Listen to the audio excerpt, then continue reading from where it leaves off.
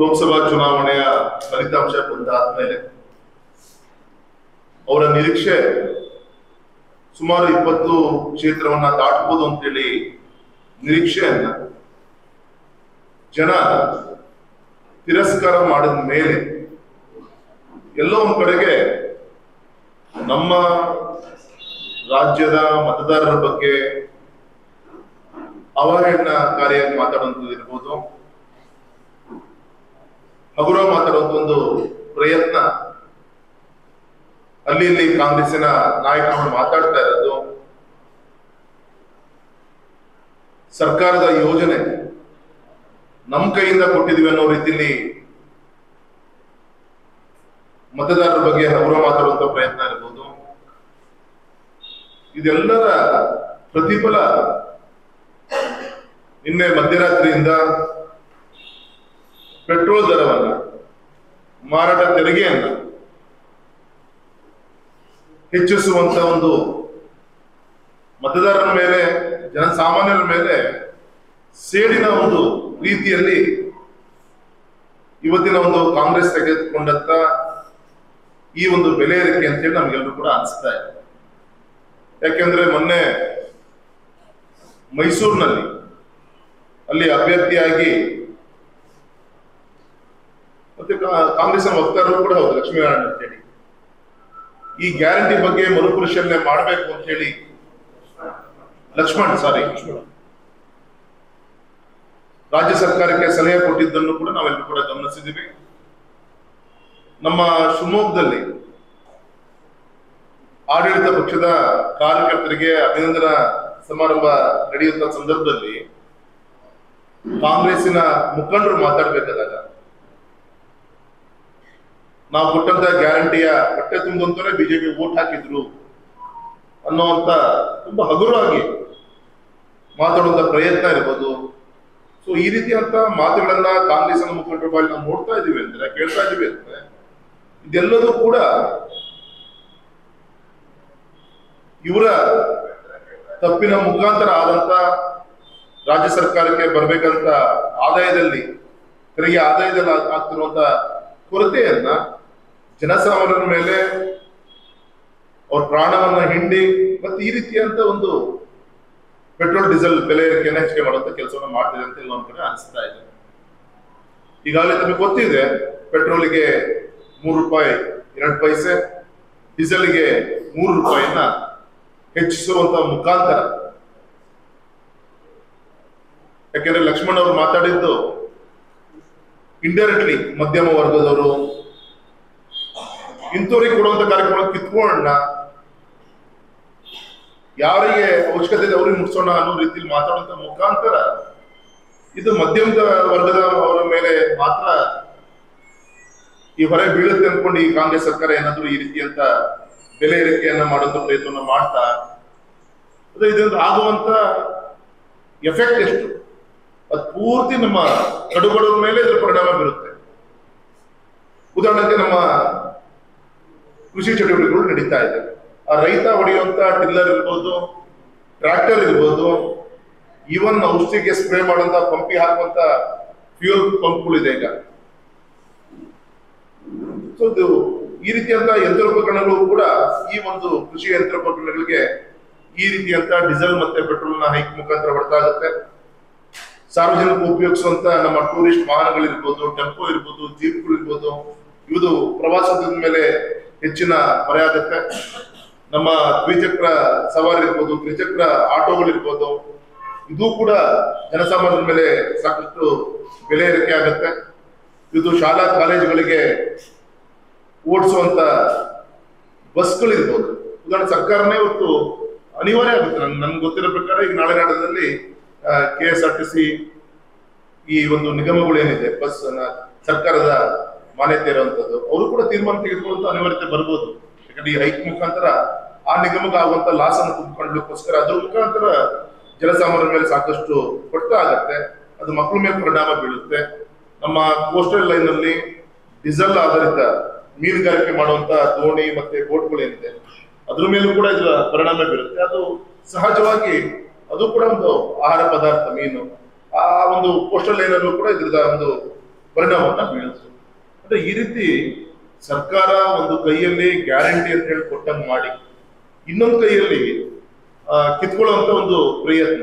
ಉದಾಹರಣೆಗೆ ಸರ್ಕಾರ ಬರ್ತಿದ್ದಂಗೆ ಗ್ಯಾರಂಟಿ ಕಾರ್ಯಕ್ರಮ ಘೋಷಣೆ ಮಾಡಿದ್ರು, ಆದ್ರೆ ಸಬ್ ರಿಜಿಸ್ಟರ್ ಆಫೀಸಲ್ಲಿ ವ್ಯಾಲ್ಯೂಯೇಷನ್ 30 to 40% ಇಡೀ ರಾಜ್ಯದಲ್ಲಿ ಆ ಏರಿಯಾ ವೈಸ್ ಹೈಕ್ ಮಾಡಿದ್ದು ನಮಗೆಲ್ಲರೂ ಕೂಡ ಗೊತ್ತಿರುವಂತ ಒಂದು ವಿಚಾರ.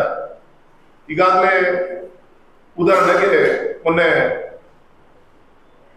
ಹೇಳ್ತಾ ಇದ್ರು, ಅಂಗನವಾಡಿ ಕಾರ್ಯಕರ್ತರು ಅಂಗನವಾಡಿ ನಡೆಸುವಂತ ಬಾಡಿಗೆ ಕಟ್ಟಡ ಕೂಡ ಇವತ್ತಿಗೂ ಕೂಡ 5-6 ತಿಂಗಳಿಂದ ಬಾಡಿಗೆ ಕೊಟ್ಟಿಲ್ಲಂತೆ. ಅಂಗನವಾಡಿ ತಾಯಂದ್ರಿಗೆ ಇನ್ನೂ ಕೂಡ ಸರಿಯಾದ ರೀತಿ ಸಂಬಳ ಕೊಡ್ಲಿಕ್ಕೆ ಇವ್ರ ಕೈಯಲ್ಲಿ ಆಗ್ತಾ ಇಲ್ಲ. ನಮ್ಮ ರಾಜ್ಯದ ತೆರಿಗೆ ದುಡ್ಡು ಈ ವಾಲ್ಮೀಕಿ ನಿಗಮ ಅಂತ ಒಂದು 183 ಕೋಟಿ ತೆಲಂಗಾಣಕ್ಕೆ ಹೋಯ್ತು ಅಂತೇಳಿ ಈಗಾಗಲೇ ತನಿಖೆ ಆಗ್ತಾ ಇರೋದು ನಾವೆಲ್ಲರೂ ಕೂಡ ಗಮನಿಸ್ತಾ ಇದ್ದೀವಿ. ಹಾಗಾಗಿ ಸೋರಿಕೆಯನ್ನ ತಡೆ ಹಿಡಿಯುವಂತ ಪ್ರಯತ್ನವನ್ನು ಬಿಟ್ಟು ಭ್ರಷ್ಟಾಚಾರಕ್ಕೆ ಅವಕಾಶವನ್ನು ಮಾಡಿಕೊಟ್ಟಂತ ಈ ಸರ್ಕಾರ ಈಗ ಮತ್ತೊಮ್ಮೆ ಬಡವರ ಹೊಟ್ಟೆ ಮೇಲೆ ಹೊಡೆದು ಅವರ ಪ್ರಾಣದ ಜೊತೆಗೆ ಚೆಲ್ಲಾಟ ಮಾಡ್ಕೊಂತ ಅವ್ರನ್ನ ಹಿಂಡಿ ಈ ರೀತಿಯಾದ ಪೆಟ್ರೋಲ್ ಡೀಸೆಲ್ ಪ್ರೈಸ್ ಅನ್ನ ಹೈಕ್ ಮಾಡುವ ಮುಖಾಂತರ ತನ್ನ ಒಂದು ಖಜಾನೆಯನ್ನ ತುಂಬಿಕೊಳ್ಳಿಕ್ಕೆ ಮತ್ತೆ ಹೊರಟಿದೆ. ಹಾಗಾಗಿ ಈ ಸಂದರ್ಭದಲ್ಲಿ ಬಿಜೆಪಿಯಿಂದ ಅತ್ಯಂತ ಕಠೋರವನ್ನು ನಾವೆಲ್ಲರೂ ಕೂಡ ಖಂಡಿಸ್ತೀವಿ. ಮತ್ತೆ ಆ ಸಂದರ್ಭದಲ್ಲಿ ಜನರ ಪರವಾಗಿ ಬೀದಿಗಿಳಿದು ಹೋರಾಟವನ್ನು ಮಾಡಿ ಜನರಿಗೆ ಬುದ್ಧಿ ಕಲಿಸಿ, ನಮ್ಮ ಸರ್ಕಾರಕ್ಕೆ ಬುದ್ಧಿ ಕಲಿಸಲಿಕ್ಕೆ ಜನರ ಒಂದು ನೇತೃತ್ವದ ನಾವೆಲ್ಲರೂ ಕೂಡ ಹೋರಾಟವನ್ನ ಮಾಡ್ತೀವಿ ಅಂತ ಸಂದರ್ಭದಲ್ಲಿ ಹೇಳ್ತಾ, ಇದು ಕಣ್ಮುಂದೆ ಅನೇಕ ಮಾದರಿಯಾದಂತಹ ಉದಾಹರಣೆಗಳಿದೆ. ಉದಾಹರಣೆ ಕೋವಿಡ್ ಸಂಕಷ್ಟ ಸಂದರ್ಭದಲ್ಲಿ ಅನೇಕ ಸವಾಲುಗಳಿತ್ತು. ಯಾವ ರೀತಿ ನಮ್ಮ ಪ್ರಧಾನಮಂತ್ರಿಗಳು ನಮ್ಮ ದೇಶದ ಆರ್ಥಿಕತೆಗೆ ಯಾವುದೇ ಗಂಡಾಂತರ ಬರದ ರೀತಿಯಲ್ಲಿ ಯಾವುದೇ ಬೆಲೆ ಏರಿಕೆಯನ್ನು ಮಾಡದೆ ಬಡವರ ಕಲ್ಯಾಣಕ್ಕೋಸ್ಕರ ಅನೇಕ ಯೋಜನೆಗಳನ್ನು ಕೊಟ್ಕೊಂತ ಯಾವ ರೀತಿ ದೇಶವನ್ನು ನಡೆಸಿದ್ರು ಅಂತೇಳಿ ನಮ್ಮ ಕಣ್ಮುಂದೆ ಮಾದರಿಯಾಗಿದೆ. ಈ ಸಂದರ್ಭದಲ್ಲಿ ಎಲ್ಲೋ ಒಂದ್ ಕಡೆ ಗ್ಯಾರಂಟಿ ಕೊಟ್ಟಿದ್ದೀವಿ ಅಂತೇಳಿ ಅದೇ ಒಂದು ನೆಪವನ್ನ ಹೇಳ್ಕೊಂಡು ಕಳೆದ 1 ವರ್ಷದಿಂದ 1 ರೂಪಾಯಿ ಗೌರವ ನಮ್ಮ ಹಿರಿಯ ಶಾಸಕರಿಂದ ಜ್ಞಾನದಂಡ ಇಲ್ಲೇ ಇದ್ದಾರೆ, ಸನ್ಮಾಷದ ನಮ್ಮ ರುದ್ರೇಗೌಡರಿದ್ದಾರೆ, ಚುನಾಯಿತರಾದಂತ ಸನ್ಮಾಷದ ಅರುಣ್ ಅವರಿದ್ದಾರೆ. 1 ರೂಪಾಯಿ ಅಭಿವೃದ್ಧಿ ಕಾರ್ಯಕ್ಕೆ 1 ರೂಪಾಯಿ ಯಾವುದು ಕೂಡ ಈ 1 ವರ್ಷದಿಂದ ಯಾವುದು ಕೂಡ ಬಂದಿಲ್ಲ ಸರ್. ಒಂದು ರಸ್ತೆ ಗುಂಡಿ ಮುಚ್ಚಿಲ್ಲ. ಇಂಥ ಒಂದು ಸಂದರ್ಭದಲ್ಲಿ ಅದೇ ಒಂದು ಕಾರ್ಯಕ್ರಮನ ಹೇಳ್ಕೊಂಡು ರಾಜ್ಯದ ಸರ್ವಾಂಗೀಣ ಒಂದು ಅಭಿವೃದ್ಧಿಗೆ ಬೇರೆ ಬೇರೆ ಕ್ಷೇತ್ರಕ್ಕೆ ಬಡ್ತ ಮಾಡಿಕೊಂಡು ಇವತ್ತು ಹಾಲಿನ ಬೆಲೆನೂ ಹೆಚ್ಚಿಗೆ ಮಾಡಿದ್ರು, ಮದ್ಯದ ರೇಟು ಹೆಚ್ಚಿಗೆ ಮಾಡಿದ್ರು, ಸಬ್ ರಿಜಿಸ್ಟರ್ ಇದು ಹೆಚ್ಚಿಗೆ ಮಾಡಿದ್ರು. ಈಗ ಎಲೆಕ್ಷನ್ ಮುಗಿಲಿ ಅಂತ ಕಾಯ್ತಾ ಇದ್ರು. ಈಗ ಡೀಸೆಲ್ ಮತ್ತು ಪೆಟ್ರೋಲ್ನ ಪ್ರೈಸ್ ಅನ್ನ ಹೆಚ್ಚಿಗೆ ಮಾಡುವ, ದರವನ್ನು ಹೆಚ್ಚಿಗೆ ಮಾಡುವ ಮುಖಾಂತರ ಮತ್ತೊಮ್ಮೆ ಇದು ಕಟ್ಟಕಡೆ ವ್ಯಕ್ತಿಯೂ ಕೂಡ ಬಡವನು ಕೂಡ ಬಟ್ಟೆ ಮೇಲೆ ಹೊಡೆಯುವಂತ ಕೆಲಸವನ್ನ ಈ ಸರ್ಕಾರ ಮಾಡಿದೆ. ಇದನ್ನ ಬಿಜೆಪಿ ಅತ್ಯಂತ ಗಂಭೀರವಾಗಿ ಇದನ್ನ ಖಂಡಿಸುತ್ತೆ ಅಂತ ನಾನು ಈ ಸಂದರ್ಭದಲ್ಲಿ ತಮ್ಮ ಮುಖಾಂತರ ನಾನು ಹೇಳಲಿಕ್ಕೆ ಇಚ್ಛೆ ಪಡ್ತೀನಿ.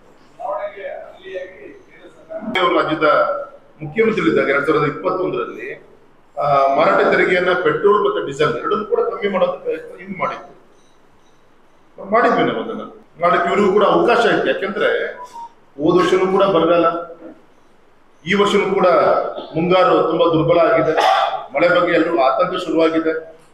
ಇಂಥ ಸಂದರ್ಭದಲ್ಲಿ ದೇಶಕ್ಕೆ ಆಹಾರ ಕೊಡ್ಬೇಕಂತ ರೈತ ಇವತ್ತು ಕೂಡ ಶ್ರಮ ಪಟ್ಟು ದುಡಿಯುವಂತ ಈ ಸಂದರ್ಭದಲ್ಲಿ ಅವ್ನಿಗೆ ಕೊಡ್ಬೇಕಾದ್ರೆ ಸಬ್ಸಿಡಿ ಕೊಡ್ಬೇಕಾಗಿತ್ತು, ಇನ್ನೊಂದು ವಿಚಾರದಲ್ಲಿ ಅವ್ನ ಕೈ ಕಿತ್ಕೊಳ್ಳೋಂತ ಪ್ರಯತ್ನ ಮಾಡಿದ್ರೆ ಯಾವ ರೀತಿ ರೈತ ಗೌರವದಿಂದ ಬದುಕಕ್ಕೆ ಸಾಧ್ಯ ತಾವೇ ಅಷ್ಟೇ. ಈ ರೀತಿ ರೈತ ಇರ್ಬೋದು, ಕೂಲಿ ಕಾರ್ಮಿಕರು ಇರ್ಬೋದು, ಬಡವರು ಇರ್ಬೋದು, ಎಲ್ಲ ಜೀವನ ಮೇಲೆ ಹೊಡೆಯುವಂತ ಒಂದು ಕೆಲಸ ಈ ಒಂದು ಪೆಟ್ರೋಲ್ ಡೀಸೆಲ್ ಏರಿಕೆ ಮುಖಾಂತರ ಎಲ್ಲಾ ಕ್ಷೇತ್ರಕ್ಕೂ ಕೂಡ ಹೊಡೆತ ಬೀಳುತ್ತೆ. ಈಗೂ ಕೂಡ ಒತ್ತಾಯ ಮಾಡ್ತೀವಿ, ಈಗೂ ಕೂಡ ಅವಕಾಶ ಇದೆ ನಿಮಗೆ.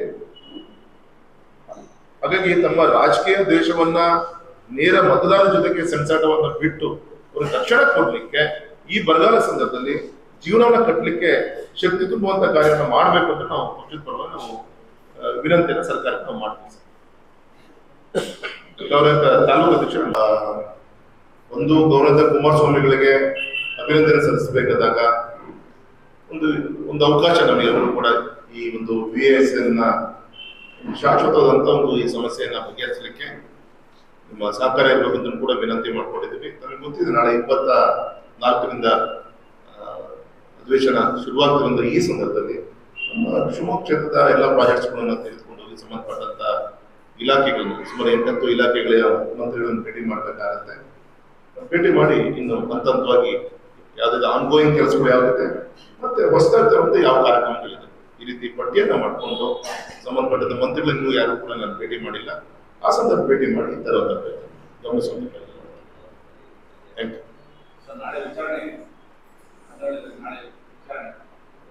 ಯು. ಈಗ ಆಲ್ರೆಡಿ ಪ್ರತಿಕ್ರಿಯೆ ಕೊಟ್ಟಿದ್ದಾರೆ, ನೀನು ಯಡಿಯೂರಪ್ಪನವರ ಪ್ರತಿಕ್ರಿಯೆ ಕೊಟ್ಟಿದ್ದಾರೆ. ನಾಳೆ ನಾನು ರೈಟಿಂಗ್ ಅಲ್ಲೇ ಕೊಟ್ಟಿದ್ರು, ಅದರೊಳಗೆ ನಾನು ಅಟೆಂಡ್ ಮಾಡ್ತೀನಿ ಅಂತ ನಾಳೆ ಅಟೆಂಡ್ ಮಾಡ್ತೀನಿ. ಕನ್ನಡಿಗರ ಮೆಚ್ಚಿನ ನಿಮ್ಮ ನ್ಯೂಸ್ 18 ಕನ್ನಡ ಈಗ ವಾಟ್ಸ್ಆಪ್ನಲ್ಲಿಯೂ ಲಭ್ಯ. ಕರ್ನಾಟಕ ಮತ್ತು ದೇಶ ವಿದೇಶದ 360 ಡಿಗ್ರಿ ಸುದ್ದಿ ವಿವರವನ್ನ ನೀವು ನಿಮ್ಮ ಕೈ ಬೆರಳುಗಳಲ್ಲಿಯೇ ಪಡೆಯೋದಿಕ್ಕೆ ಈ QR ಕೋಡ್ ಅನ್ನ ಸ್ಕ್ಯಾನ್ ಮಾಡಿ. ನಮ್ಮ ಚಾನೆಲ್ ಅನ್ನ ಫಾಲೋ ಮಾಡಿ, ನೋಟಿಫಿಕೇಶನ್ ಆನ್ ಮಾಡಿ.